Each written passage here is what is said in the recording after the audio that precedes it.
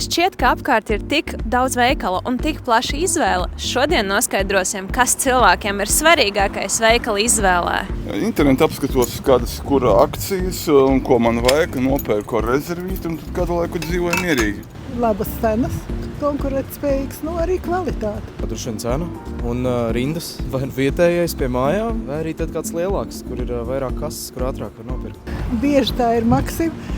Ja man vajag kaut ko no kulināra gatavotajiem, salāts kāds, tad es, protams, izvēlos, ka es varu dabūt to, ko man vajag. Kvalitāte, cena, pašapkalpošanās kāds esamība, kas man traumē manas nervus.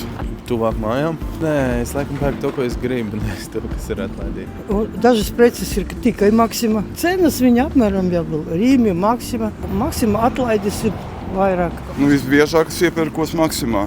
Cena, kvalitāte, konkrēti lielos veikalos izvēle. Kosmētika noteikti nē, saimniecības preces, kad ir akcijas arī pērku. Visvairāk man patīk Maxima, kas ir Ilukstas iela. Tur ir maziņi tādi un visu, viņi visi ir un tik laipni.